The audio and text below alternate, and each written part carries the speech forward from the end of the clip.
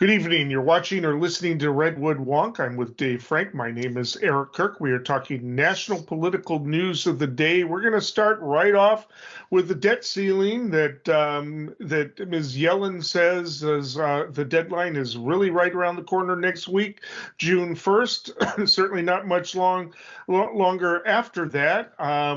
We keep hearing about these talks, different varying degrees of optimism, but we don't seem to be getting many details as to what they're even talking about or whether or not they're negotiating. The last I heard is that progressives are starting to get worried that Biden is going to cave on certain things about spending. Revenues seem to be off the table. Republicans seem to shut that down, but I don't know. The question is, does McCarthy have control of his own caucus? Progressives are putting pressure on Biden to invoke the 14th Amendment. We've talked about that before.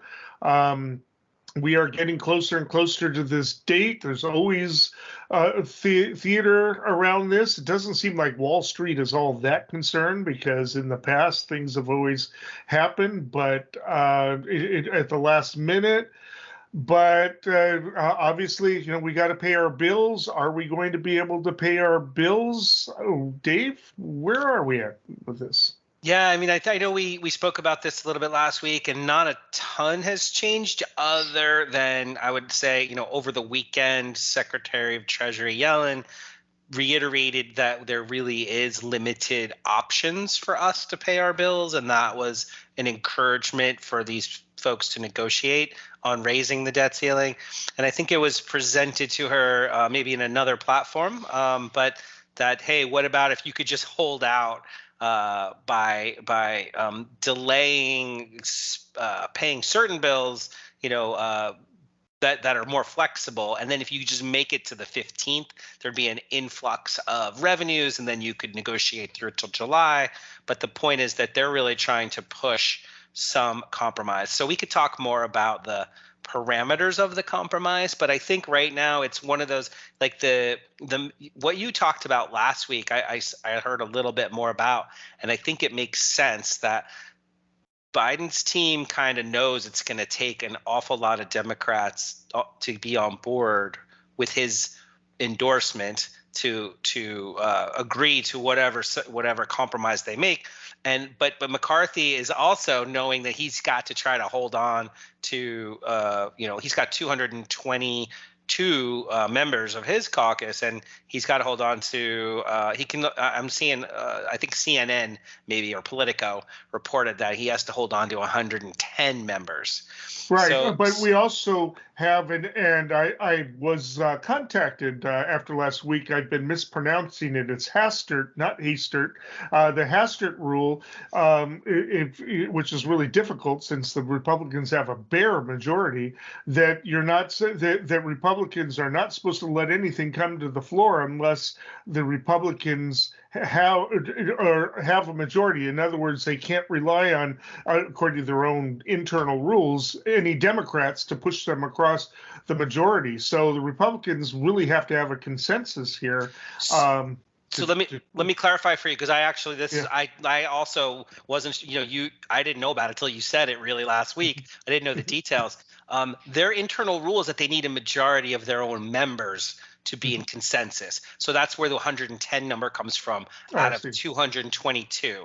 So if they have 112 to 110, I see. Okay. Then they're okay. All right. In their own rule that they could just override if they wanted to. So they could completely bypass the Freedom Caucus at this point. Exactly. They can lose up to 110 of their members. And I'm pretty sure, just based on the conversations that are happening, that sounds like the direction that they're going for. And I'll just, I guess since I said it out loud already, I may as well continue this thought if you don't mind. So I got this idea from MSNBC. Lawrence O'Donnell said this the other night. He was talking about Biden said he would not negotiate originally. Right. And then now we're up against a deadline.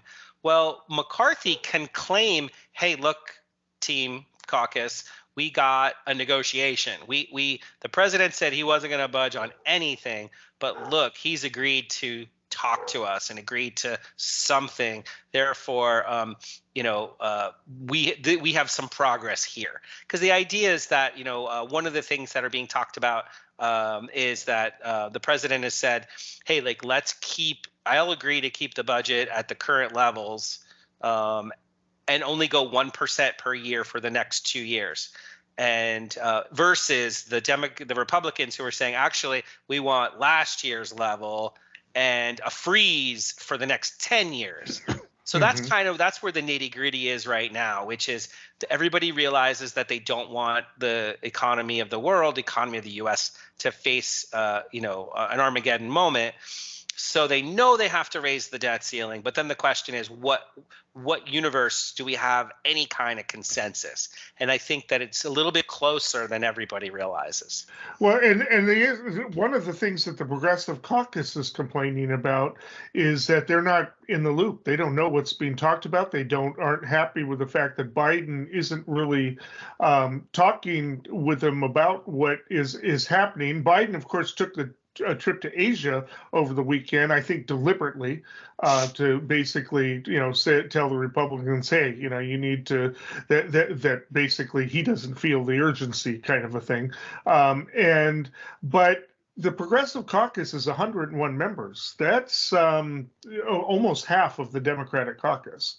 And so they would be hard pressed to do it with that. If the Progressive Caucus is unified against this, that could be a problem for Biden. So he's got to do something to get it in there. The question is there any room in the Republican side to have some increased taxes? Because if you're going to if you're going to address the deficit, if that's really what you're wanting to do, then you've got to raise taxes at a certain point. That's going to happen, because they're not going to cut into the military budget. They're not going to do that, especially not with the Ukraine war raging right now.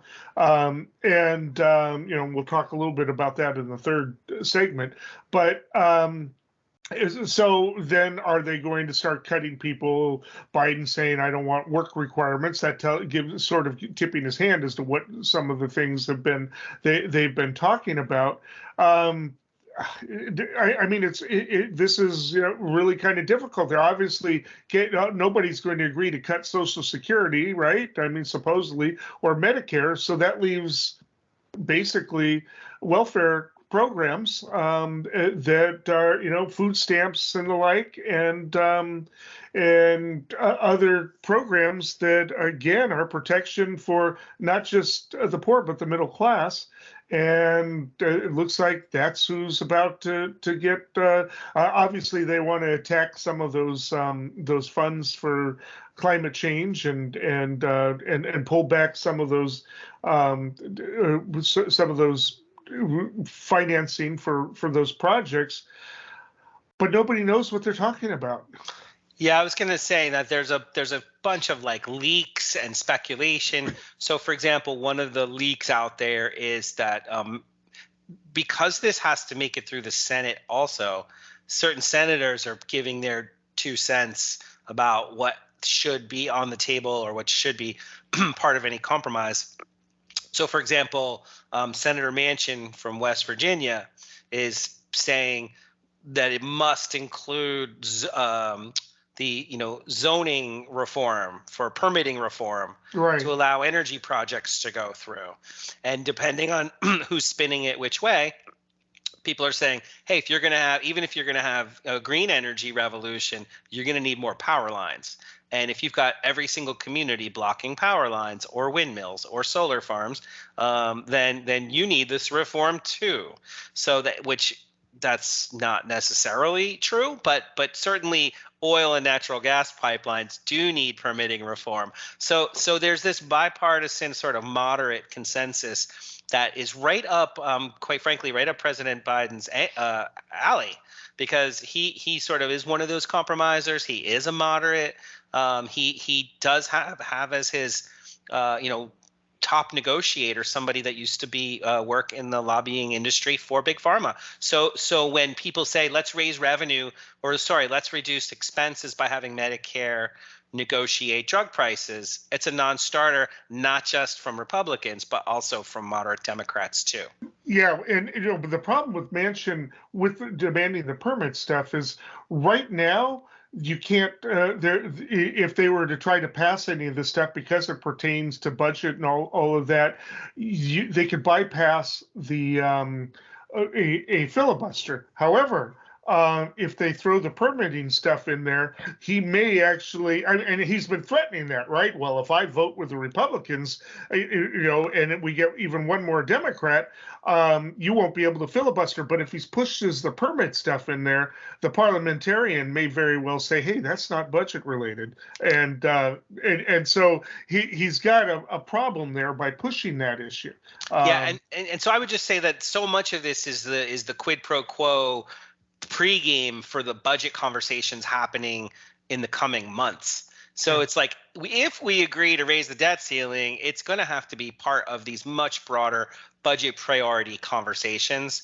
And people are just putting their markers out. So you said we're not sure exactly what's in the mix, but Republicans are saying it's going to have to include significant cuts to discretionary spending, entitlement programs. That's all we've got, and it's going to we have to avoid any tax and revenue increases, and no negotiation with pharma, avoid cuts to veterans programs, increase military spending. And so Democrats are saying basically okay, well then we just want to prevent work requirements for entitlements. But when you start to pull on any of these threads, they're really small. Then what is there? Exactly.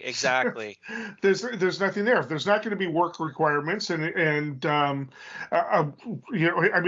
is left? Where are you going to be able to cut anything and claim any kind of a victory? I mean, there really is nothing to do. If the only thing I could see Republicans doing is agreeing to. They could probably get some of what they wanted if they agreed to tax revenue increase, but they don't want to open that door. First of all, they'll lose some of their support, any Republican who votes for that. There was some news today too we should talk about is the Democrats in the House are trying to force a vote on just a straight debt deal thing, and they're wanting to go after the swing state moderate Republicans on that, to be able to hammer at them that they are not that in those moderate districts that the Republicans were voting against paying the bills and the rest, and so because it's really not clear. It depends on what poll you take as to who the swing voters would blame for any type of a crash. There's some that suggest they blame Biden, but they also might blame whoever is in office. And right now, the Republicans are holding the majority of those swing districts. Yeah, I think this is really interesting because the question is, can the Treasury Department really use extraordinary measures to extend their before any kind of default? And then what would be the consequences of a partial default if, for example, the government says, well, we're going to do these, we talked about it before, where they could create bonds that are going to have zero principal, but yet when they become due, their principal, principal plus interest. Right. Yeah. So it ends up, it's very technical, but the idea is that that there are some shenanigans that they could make to issue these bonds, but that would not go well. And so I guess the sort of now that we're going to try to have to put a ribbon on this, what's the takeaway here in the coming week or two while this plays out? That 14th Amendment solution that says there's absolutely, fighting the constitutionality of the debt ceiling, that could be like an end run around, but Wall Street's not going to take kindly to that. No, they're not. But they also need to stop framing it as the 14th Amendment solution or resorting to the 14th Amendment. Yeah. If Biden does have to go there, he needs to frame it as the 14th Amendment obligation that I Right. don't have any choice here. The 14th Amendment Yeah. mandates. They need to stop talking about it as something that he resorts to and instead frame it. I've said this now 3 or 4 times, but they need to stop, because right now the media keeps talking about it as, oh, well, will they resort to it? Even today, as progressives, including Bernie Sanders, are saying you need to invoke the 14th Amendment. Don't even say invoke, just say you need to honor the 14th Amendment. Yeah. They need to start getting that frame out there, but I think Biden's afraid to do that because that'll kind of create that he'll have to do it if he says it, frames it that way. But if he gets to the point where it's going to have to happen, that's what he's going to say. I'm willing to bet. He's already said he thanked Lawrence Tribe for his framing, and that's hinting that that's what he's going to do at that point in time. And in which case, if he does that, the debt ceiling probably would be dead at that point, and Wall Street wouldn't like that. But And we run into the issue of, would the Supreme Court actually find in favor? Would there be some sort of constitutional crisis? And I just think that just based on the president's constitution, that he would prefer some settlement, some compromise. And I still think that that's where they're going to go with it because it's for future budget talks. Well, I think we're only going to get to talk about this one more time before Yellen says the sky falls. So next week. All right, sorry about that. We've got so many people here that I think we are kind of melting the servers. So things keep crashing. Right? So I think we're back online here. Great. All right. Well, it's certainly an incredible honor to have Governor DeSantis make this stark announcement.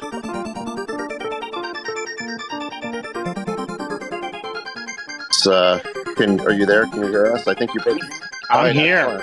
I know. I think you broke the internet there. We had over 500,000 people in one Twitter space, and it was growing by like 50,000 a minute. So, congrats on breaking the internet there. I am running for President of the United States to lead our great American comeback. Okay, the Republican race is getting more and more crowded. We've got Tim Scott, not Rick Scott, has joined the race, and 538 has a great article talking about whether or not his optimism can defeat Trump, not to mention the others. But today, very entertaining. DeSantis joined the Republican race officially. I mean, he's been in it. Everybody keeps saying, oh, he's going to shake up the race. And then he didn't shake up the race. Everybody knew he's going to run for a long time. But what was interesting about it was Elon Musk introduced him, had some type of format for him on his platform, and it didn't go well. Dave, you want to tell us what happened? You got to watch it. I didn't. Yeah, well, sort of. I mean, I knew at the time that it was supposed to start, so I just tried to. I figured this could be a news event because people were talking about it the last couple of days. So it's called Twitter Space, and that's where it's the audio portion of Twitter. I had never tried it before, so I wasn't really sure what to expect. But in effect, it failed to launch. So Musk has 140 million followers, and I guess the expectation from Ron DeSantis's perspective was that this sort of online presence, this sort of techie young people platform, which is very popular with sort of right-leaning activists these days. It's a space where left activists and right activists go to shout at each other. That's Twitter. That's my joke about how that's what Twitter's devolving into, unfortunately, because Musk is really saying like this is supposed to be a neutral ground where free speech can thrive. But in fact, what ended up happening was it was a dud. It was hard to get through. There was silence, and then there was the intro started for just a couple minutes, and then it cut out again. At one point when I was on there was about 574,000 people trying to join. I later heard somewhere or saw somewhere that it was like 682,000 total tried. But really, after it settled in, it really could only support about 200 to 300,000. So there was some issue related to the servers not handling the capacity, probably. That's probably what it was, but it's not really clear yet. We'll see how it goes. But people were joking, 2/3 of Musk's Twitter's employees were laid off. Maybe if there was some more engineers around, it wouldn't have happened. But the truth is, it's one of those things where it doesn't bode well. It doesn't look good for DeSantis. But ultimately, what I saw, he ended up just talking about his Florida record. In reality, for him, his real kickoff is tonight at I think the Four Seasons in Miami and with the donors, and that's really what matters. Is he's got somewhere between 100 and 200 million dollars, depending the source you look at, lined up, ready to go. He's still a solid number 2, but he trails by a lot. He does. It's not something he wants. It's not headlines he wants going into his official opening. And it's not something, the ammunition he wanted to give to all of his opponents who are trolling him all day long today. Nikki Haley came out talking about how her send-off, how great it was and how technically savvy it was. Joe Biden put out a tweet saying this link works, and leading to his fundraising site. I think Asa Hutchinson did something similar. Trump put out one statement, said something about Tesanster or something like that. I can't remember, something halfway clever. And, do you want the clever one real quick? Not to interrupt you, but it's pretty funny. Yeah, he said Trump's posted glitchy tech issues, uncomfortable silences, a complete failure to launch, and that's just the candidate. Yeah. It was actually pretty clever. All right, sorry. Yeah, so interrupt your train. At any rate, that's, I mean, so we have now officially, I think we have, and I don't know if any other candidates are thinking of joining, but I think we have pretty much the cast of main characters. And the question is do any of, I suppose I'll put this to you, does anybody but DeSantis really have a shot here? And does DeSantis have a shot at this point? Right. So I was looking at the most recent polls. I checked out 538 and also Real Clear Politics. And so depending on how you do the head-to-head with if there were only 2 Republican candidates versus the whole menagerie of folks who are currently either declared or considering declaring, Trump's ahead by 33 according to Fox, and 27 according to CNN, and 31 according to Quinnipiac, and that's just over DeSantis in second place. So it's about double. Trump has about double the support, if not a little bit more currently. He's got 53%, 56%. He's got the majority of the party. Everybody else besides DeSantis, which is down, he's down in like 20%-ish to 26. Pence 5%, Haley 4%, Ramaswamy 4%, Scott 2%, Christie 0%, Hutchinson 0%, Sununu 1%, Larry Elder 0%. I didn't even know Larry Elder was running. Maybe he's not. But anyway, so these are the names that show up. And so you've asked, like, what's the deal here? Who has a chance? Barring a what do we want to call it? Sort of in Greek drama, Deus ex machina, the god out of the sky, some intervention from the court system. So barring an intervention from the court system, I think Trump is well positioned to maintain his lead. He's got about a core third of the party. So he doesn't, but his polling is showing, almost double that, which means there are a lot of people who aren't full blown MAGA, what's the word? True believers, but he's got the consensus of the people that sticking the team together. He's the former president. He's the alpha, and so the question is, can DeSantis pull it off? DeSantis needs to try to stick around in second place, but he won't be a vice president. They're just too much animosity between the two of them. So everybody else is kind of auditioning. I don't think Pence is auditioning to be the vice president necessarily. Pence is just in it for posterity. I don't know. But the others, basically, I'm thinking of Haley, Nikki Haley, Rick Scott. They want to be vice president, I suspect. And to be honest, I think Rick Scott has a really good chance of that. Not Rick Scott. I fell into your trap. Yeah, Tim Scott. DeSantis, to have a chance, he's got to be willing to attack Trump. And he really isn't willing to do that. He throws a little few things here and there, but really, if he has a chance, he started to, but he really needs to try to exploit the prosecutions, not just the one that's already happened, but the one that's probably going to happen this summer. But he does not have the courage to do that. He is not a politically courageous person. He's not as courageous as his opponent.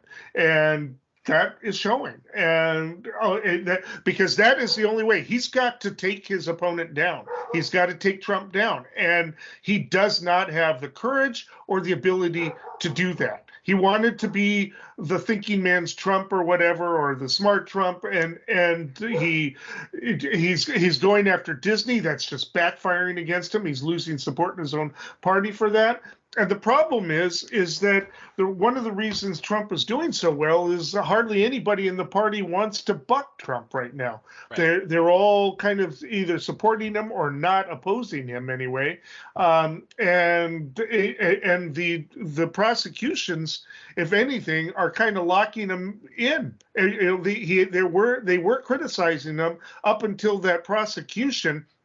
I mean, I almost wonder if there was a Democratic strategy in that prosecution. I don't think it was, but if there was some political strategy, it wasn't to hurt him with moderate voters necessarily. It was to lock Trump in with Republicans, because everybody stopped criticizing. They all rallied behind him.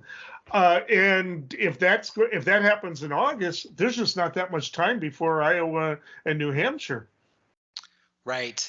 And so this is interesting times where, it's only the end of May, but like you said, it's going to be January pretty quickly. And so the question is, like I said, barring some major criminal changes in the battlefield here, Chris Christie has said he was considering running for the sole purpose of attacking Donald Trump. And then so the question is Trump actually going to even show up on these debate stages? Are there even going to be debates? Would he subject himself to that? And he probably doesn't need to subject himself to that. And then so really can I think DeSantis, it can be said that he is highlighting his tenure as governor, his pushback, his culture warrior bona fides, meaning how he handled lockdowns, how he handled COVID, how he's handling political correctness and multicultural efforts for sort of public enrichment that corporations and the government are promoting. All those things that the Republican base kind of bristles at. He wants to be the champion of all those things, but realistically, how appealing is that to a broader general election group? And so he may be the one who outlasts, the best of the rest kind of thing. If Trump goes down, he's next in line. But then his track record is going to be, littered with the, so to speak, the skeletons of what, polite society considers a national leadership policy preference suite. And the book banning thing, that's wearing thin. That's starting to wear thin with a lot of people. There was kind of some support behind it. You had the whole thing that went in with Youngkin in Virginia, and and some shocking whatever things that people were reading at the school board meetings, where the board member stopped her from reading the stuff at the board meeting when kids were being subjected to it and the rest. But it's wearing thin because it's gone way too far. This teacher that's being investigated at a statewide level for playing a movie where there's one gay character who talks about a crush on another male character, and that's about it. And the kids were being pulled out to go to the office to be interrogated one by one during it. I mean, that's just creepy. And it's not a good look. Meanwhile, so far this year, 33 kids have been killed by guns in Florida, over 60 injured, and it's just not. It wears down. It's wearing thin. And then the whole thing with Disney, he will not let it go. So and even his immigration stuff may actually hurt the economy at a certain point. And then the NAACP with their travel warnings. That of course now he's got to take on the NAACP. I forget who.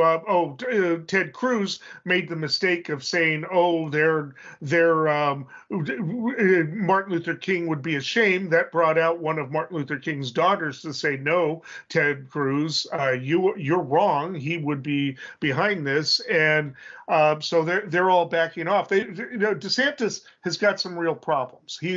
So if he's the candidate, he's also compromised. I think Asa Hutchinson and Tim Scott would be the best chances. Nikki Haley's got a problem because there are a lot of Republicans who are not convinced that she's Christian.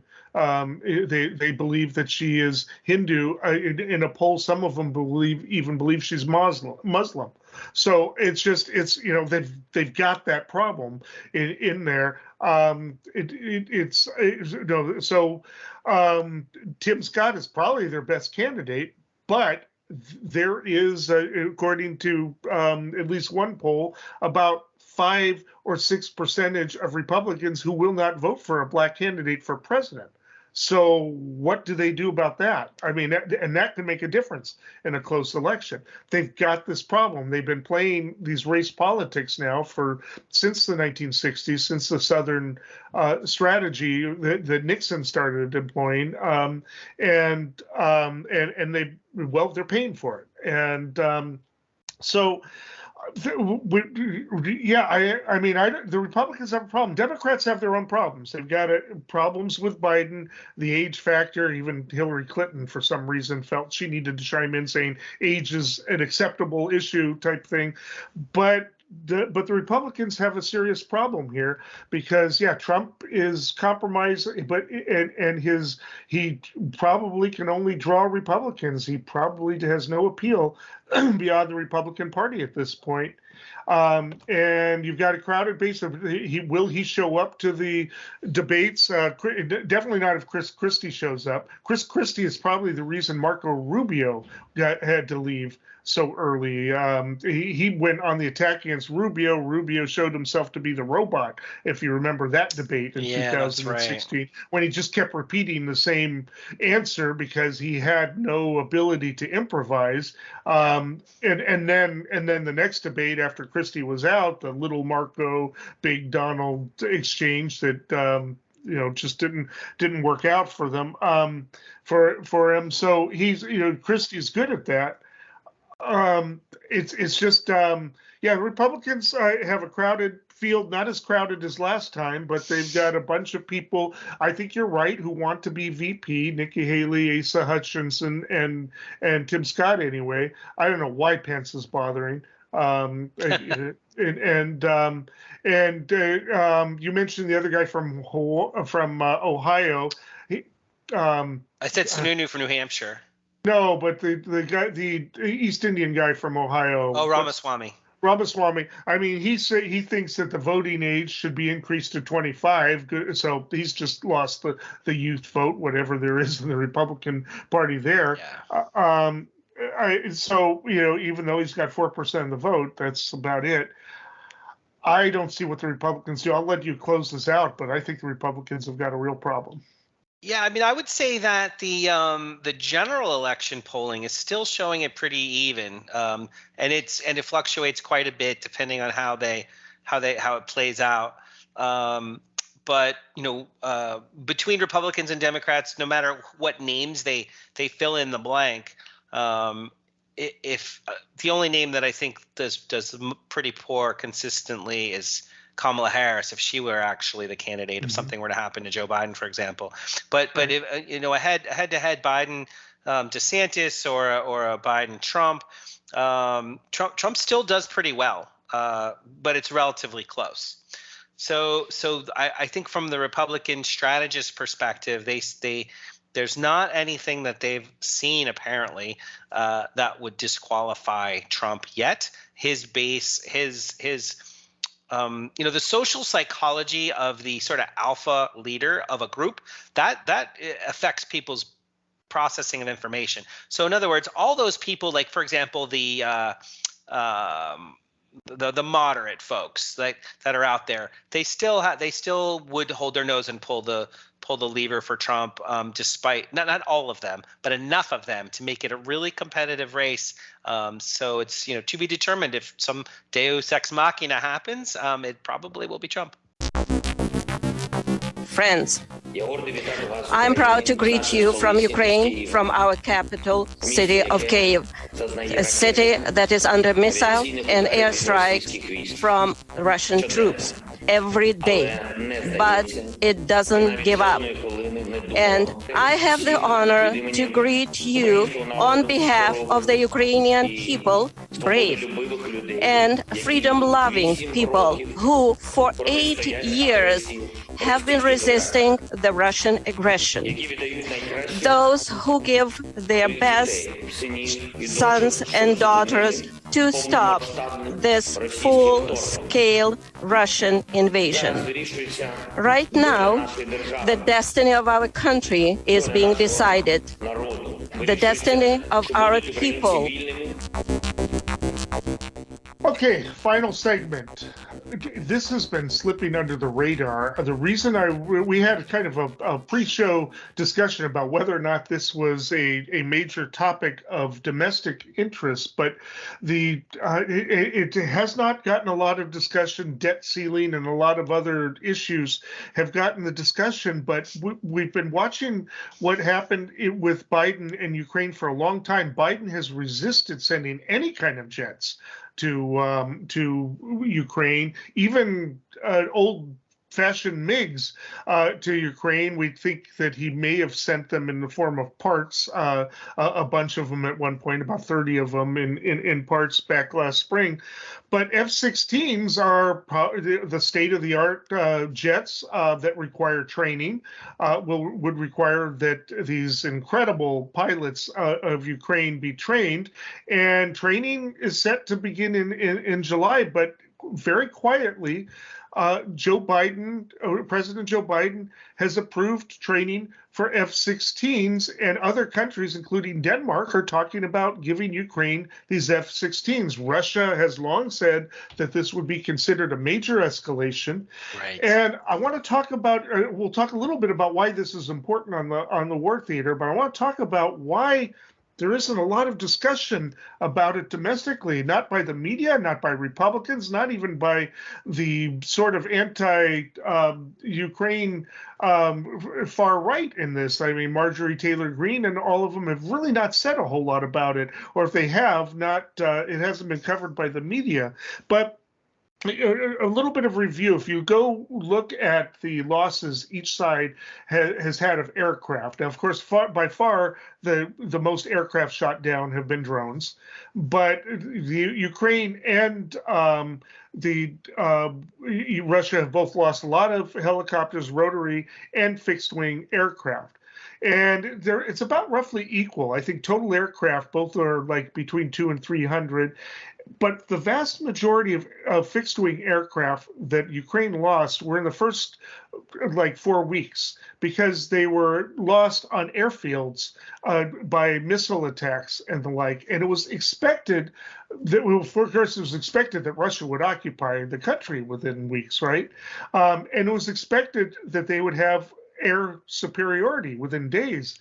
They never established it. In fact, Russia doesn't even fly planes that deep into the country. They're very cautious about it because they get shot down all the time. And not only are they being shot down by ground, surface-to-air missiles and drones, but whenever they get into dogfights with Ukrainian pilots, they're being shut down. Even when Ukrainian pilots have inferior planes, the Su-34s, the modern planes, are not faring that well. Russia's very reluctant to send them onto the field. These F-16s will probably, if Ukraine doesn't have air superiority now, these F-16s, when they have them, will probably give them real superiority, and will probably give them,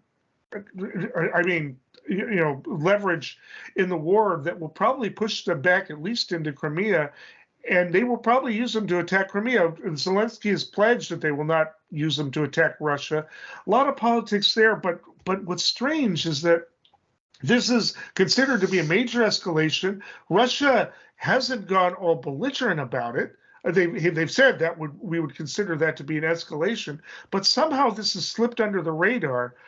I have a theory about what Biden's game is, and I think what happened is Biden had a lot of internal discussion, and there was a turnaround. But I think that there's a bid here that he wants this war to be over before next year's election, and so this is. Both for negotiation and to basically turn it around. The Ukraine just lost a major city, Bakhmut, that they've been fighting over for years, but there's really not much to lose there. The Wagner forces apparently won it for, quote unquote, won it for Russia, but it's basically a open field of destroyed buildings now, and there's questions of whether or not the Russian forces can even occupy it. But why is this not a big deal, and why isn't there all kinds of debate from the left and right as to why this isn't a major escalation? Dave. So this is an interesting one because you opened up so many different fronts of the conversation, but I would say one is the coverage. I'd like to start with the coverage, if you don't mind, and that is because it's such a pivotal and important data point in the history, in the continuum of this conflict. Russia knows that if Ukraine is armed with these jets, which are they're like fourth generation jets from nearly 40 years ago. So there's now fifth generation, and so these are relatively cheap compared to like the F-35s that we have. Sure. And so Russia does have their own version of the stealth, with hypersonic missiles. Russia has the capacity to really escalate immensely. But if Patriot missile ever shot down a stealth fighter that Russia tried to send over there, then they would then it's like we're talking $80 million a pop for a $1 million missile, and that so Russia knows that they could lose the capacity to defend their position if Ukraine projects power with jets into Crimea, right? So Russia's threatening. They're threatening, like, we could escalate this, change the battle lines. If it was the case that the United States sending 30 jets, 50 jets over, if that caused Europe to get attacked, or if that caused an escalation that resulted in civilian deaths or allied deaths at all, then people would wonder, what did America do here?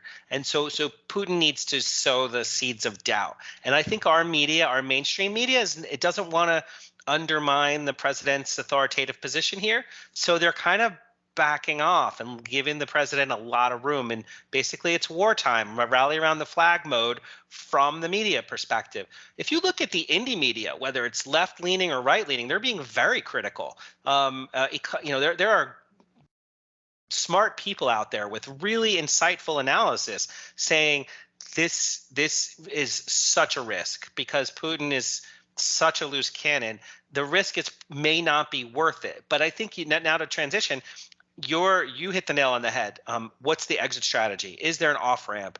And I all things being equal, I know we're going to oversimplify this, but if it's the case that Ukraine can legitimately defend themselves from annihilation, if they can legitimately threaten Crimea and I said Crimea, but not just Crimea, also Donbass, Ukrainian occupied territory. If they can legitimately threaten Russian positions there, then it gives Putin at least the rational reason why he ought to change his tack. And then if he were to escalate, he would be suspicious to his own people. Did Russia need to do this?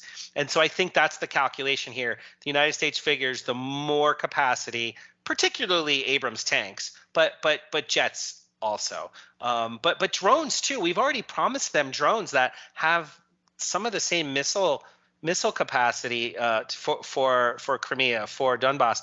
It really is a question of mobilizing all that material, and then part of the problem too, finally, the third lane here is the cost. Will the United States pony up another 50 billion or another 70 billion or however much it's already been spent? Some people have even said 100 billion. And then I want to just throw one little caveat in here. But it's been, they're talking about the F-16s coming from Denmark and Belgium initially anyways. So Right. it would be us, and Denmark and Belgium apparently don't even really want them. So Right. it's like Denmark is the one that announced that the training would be taking place. They're anxious to give them to Ukraine for whatever. Well, I mean, let's be clear. There's about 4,500 of these F-16s around the world. If all of our allies wanted to really play hardball here, the 100 that Ukraine wanted, they could get them within a few months. Sure. But can to what end? But I wanted to just mention this budget piece real quick too. I know we're talking about F-16s, but like the president and the White House and the Pentagon, they just did this little gimmick with the aid. I don't know if you saw this, but they said, oh, by the way, we recalculated how much military aid we've already given. And in fact, we gave full appropriation value when we should have depreciated all these assets because they're just sitting around. So if you depreciate everything that we just sent, we got 3 billion more. So let's start sending some more stuff. And that's the kind of thing that I think that's too clever by half. I think sticking to their guns, telling what the priorities are, and saying like, what they've been doing, being honest about it so far. But now I think now there's just, they're not sure what's going to play out, and they're a little bit worried about the perception of the cost going into the presidential cycle and going into the budget cycle. Well, I know, but the fact of the matter is Biden has resisted this for a long time. Resisted sending any jets whatsoever to Ukraine. I mean, even MiGs, right? I mean, that was a big existential deal way back when. Now it's talking about sending F-16s. I mean, we've sent F-16s to everywhere from Pakistan to other places, and they're right. And I think partly Denmark and Belgium probably want the F-35s. That's why they want to get rid of those so exactly. They can upgrade theirs. But the question is Republicans have been critical of Biden's. I'm not hearing anything. I mean, I've been looking for comments of Republicans about this very dramatic change in the policy, and I'm not seeing any criticism here. Now, probably maybe they don't want to drag this out and have a discussion about this while they're talking debt ceiling, as it's probably a bad timing. Maybe that's why Biden timed it this way, because if there is going to be an escalation, it probably means that there's going to be more money spent. Republicans don't want people to be thinking that they're putting Ukraine at risk with their, the threats of debt ceiling. I don't know. I'm wondering if the timing of it has something to do with why there isn't a whole lot of either criticism or support or any type of thing going on. But it's just like I said, you're right. There's a few people, but I even went to Nation magazine and in these times and like that, sort of the peace movement ones, and they're not even talking about it. But maybe they also don't think it's that big of a deal. They probably thought the Abrams tanks were a bigger deal than that, than these planes flying around. They're gonna have to fly around without radar, to announcing them and all the rest. I mean, there's a lot of technical issues with them. Right now, the Ukrainians are probably the best pilots in the world, so they'll probably be trained easily and they'll know how to use them and have plans for it. But again, I don't know. Symbolically, this was a big deal, and yet there's just no discussion of it here, and I find that amazing. I'm wondering if this is again intended to be a negotiation tactic with Putin down the road as they escalate this type of aid, modernize Ukraine's Air Force, and so that Putin realizes that they're not going to be able to win. If Putin can't shut this down, destroy the F-16s quickly, if Biden wins this early next year, wins the war in Ukraine, I don't see how he loses the election. Yeah, so I'm not even going to go to if Biden wins part. I'm just going to stick to commenting on your other things first. Mm-hmm. If, in other words, if Ukraine wins, how the impact on Biden, I think that's pretty far down the road in terms of what we're talking about today. But it's in the same camp. Three things here. One is Americans like a fair fight. This is not a fair fight. I mean, Russia is a superpower, and if you look at like that most recent city that Russia claims to have taken, they have a shell of a city that they can claim. They basically destroyed every single building in the whole city. To what end was that all? I think that just shows sort of the absurdity of war, that's even a thing, that you destroy every building in a city and then claim a victory. Like, what did you win? You just it's awfully absurd. I'll just say that. But so besides Americans liking a fair fight and giving Ukraine some tools to defend themselves, the other thing is just the like I said earlier, the moral principle of how does this end? If what we believe is that territorial occupation by force, that with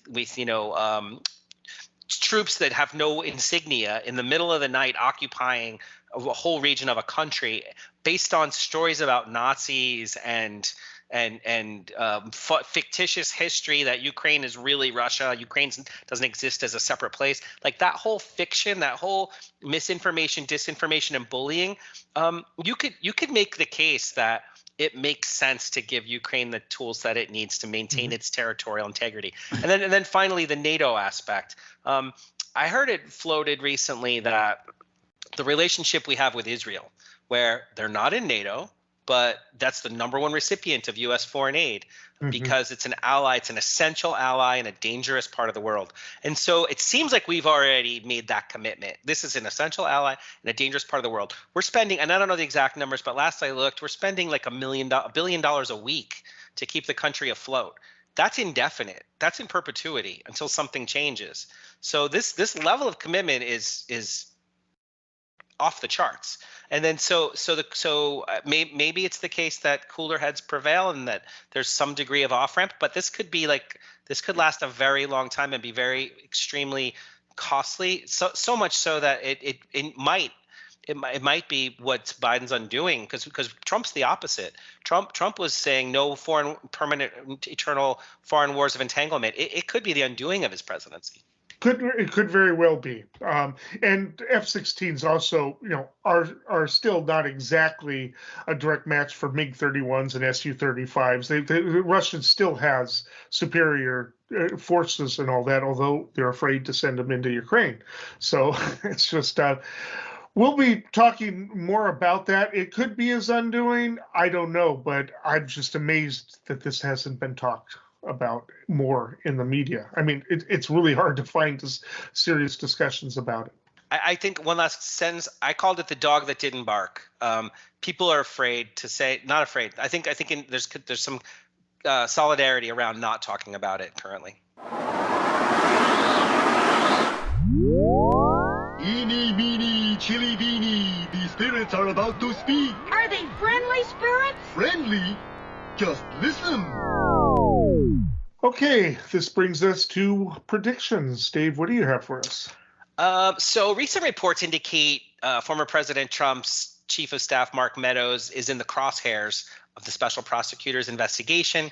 He did agree to cooperate with the January 6th committee. He did give all his texts, but then he changed his mind to that approach and decided he just wants to claim executive privilege, which was later determined to not exist. Anybody who watched the January 6th committee saw that video recordings of witness testimony and the verbatim readings of his messages, it revealed he was at the center of the communications between external parties and the internal White House throughout January 6th.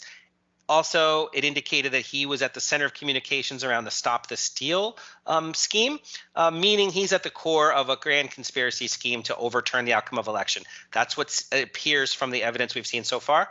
So there is currently speculation that either he's about to face an indictment, Mark Meadows, for his role, or he will be forced to turn state's witness and testify against Trump. So I think we're at that pivotal point. And my prediction is that based on Trump's popularity and his current solid lead in the Republican primary, Meadows will not turn state's witness in the short term, and he will instead face the indictment and let the charges play out throughout the election cycle. Interesting. Well, Secretary Janet Yellen, I believe, presented June 1st as with a margin of comfort. I don't believe that June 1st is actually a dead. I think she basically presented that, and I don't think we are going to have a deal by June 1st. I think that the American public has that, though, and Republicans and Democrats know that they've got to have something in motion, but it takes about 3 days to get stuff through, and I do not believe that we're going to have a deal by June 1st, by next week. I also believe that Biden is going to invoke, quote unquote, the 14th Amendment and be using that as a negotiation ploy. I believe you're going to hear that at some point, that Joe Biden says we have a 14th Amendment obligation, and I am going to be honoring the debt as president. It will be to basically muscle through a deal, or at least attempt to, and the Republicans are going to have to make a choice as to whether or not they face the music with the general voters, or their own constituency, which is the tight place that they're always in between. With that, until next week, stay informed and stay engaged.